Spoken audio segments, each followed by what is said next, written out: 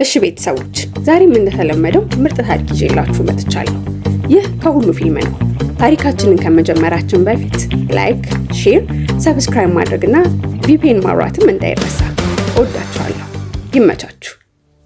ታሪካችን ሲጀምር ጄና እና ጩኛዋ ጄኒ በማታ እየነዱ አሰቃቂ አደጋ ይደርስባቸዋል። ጄና ህይወቷን የሚያድኑ ሰዎች እስኪመጡ ድረስ በመኪናው ተጣብቃለች።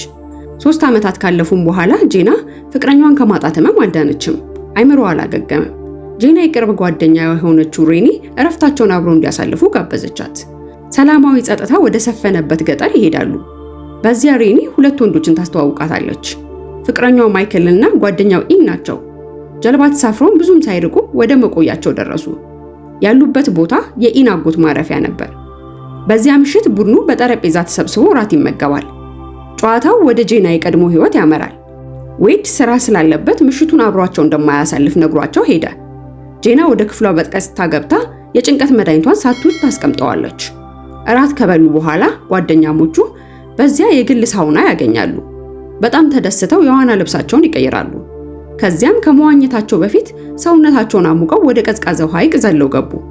ይህንን ለብዙ ጊዜ ከደጋገሙት በኋላ ለመጨረሻ ጊዜ ወደ ሳሙናው ተመለሱ። በዚያ ማይክል ጦዞ ስለነበረ ለሬኒ ያልተገባ ባህሪ ማሳየት ጀመረ። ሬኒ ወዲያው ገፍትራ አስወጣችው። ማይክል ጦዞ ስለነበር የሚሰራውን አያውቅም። በሩ ላይ መሰላል አስደግፎባቸው ሄደ። የሳውናው በር ተዘጋ። ሶስቱም ከውስጥ መውጣት አልቻሉ። ይህ በእንዲህ እንዳለ ማይክል ሶፋ ላይ ተኝቷል። ምን እየተፈጠረ እንደሆነ አያውቅም። ጄና በጣም ፈርታለች። ጥብቅ የሆኑ ቦታዎችና ሙቀቶችን እየሸሸች ነው። ሙሉ በሙሉ ወደ ተስፋ በመቁረጥ ተቃርባለች። ያህል በቃ ብሎ ኢን በሩን ከፍቶ እንዲያስወጣት መጮህ ጀመረች። ሬኒ በጥፊ መታት መድኃኒቷን ወስዳ እንደሆነ ጠየቀቻት። ጄና እንዳልወሰደችና ከመድኃኒቱ ውጪ ለመኖር እየሞከረች እንደሆነ ትነግራታለች።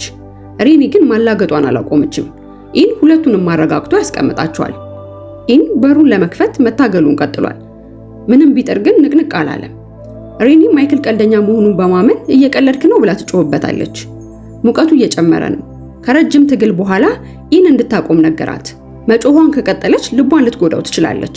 ማይክል የእውነት ይህንን ቢያደርግ ኖሮ ተመልሶ መጥቶ በሩን እንደሚከፍትላቸው ያምናሉ። የሙቀት መጠኑ እየጨመረ ነው።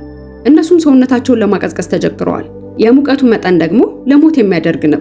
በዚያን ጊዜ ኢን አውቶማቲክ የሙቀት መቆጣጠሪያ ያገኛል። ሙቀቱ የተወሰነ የሙቀት መጠን ድረስ ይሞቃል።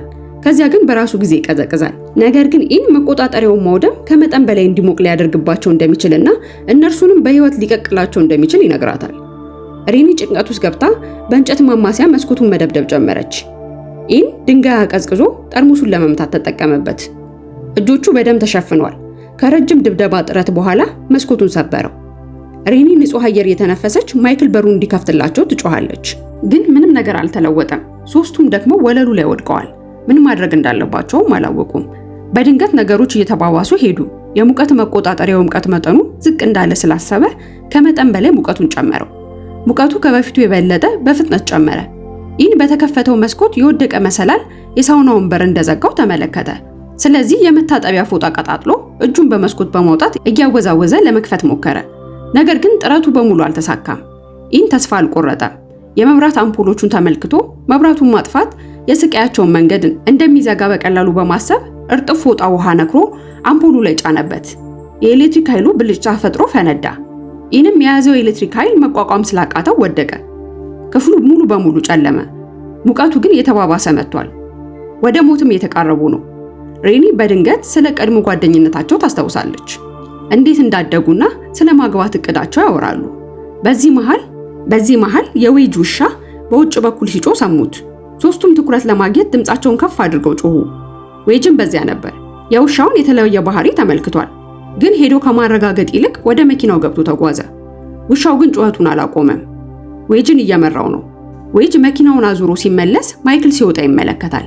የሰጠው የካናቢስ እጽ ሲያዝናናው ስላመሻ ያመሰግነዋል። ሌሎቹም ለብቻው ጥለውት ሊዝናኑ እንደወጡ ነገረው። ይህንን ሲሰማ ዌጅ ማይክልን ወደ መኪናው እንዲገባ ነግሮት አብረው ሊጠጡ ይሄዳሉ። ወደ ሳውናው ስንመለስ ሶስቱም አቀማጥሯቸው ወድቀዋል። ሬኒ በጣም ስለተጨነቀች መቆጣጠሪያውን ልትሰብረው ትነሳለች። ጄና ልታስቆማት ትሞክራለች። መታገል ጀመሩ። ከዚያም ሬኒን በኃይል መታቻት። ራሷን ስታወደቀች። ደምም እየፈሰሳት ነበር። በፍጥነት ከዚህ መውጣት ካልቻሉ ልትሞት ትችላለች።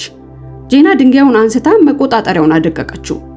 ኢን አጎንብሶ መራራና ደስታ የሌለው ሳቅም መሳቅ ጀመረ። ወደ ሳውናው ምድጃ ተጠግቶ የሙቀት መውጫውን ያዘው። በመጨረሻም ኃይሉን በሙሉ ተጠቅሞ መወዝወዝ ጀመረ። ማሞቂያው ፈነዳ፣ በሩም ተከፈተ። ጄና በፍጥነት ወጥታ ቀዝቃዛ ውሃ ጠጣች። ሁሉም ነገር በመጨረሻ ያበቃ ይመስል ነበር።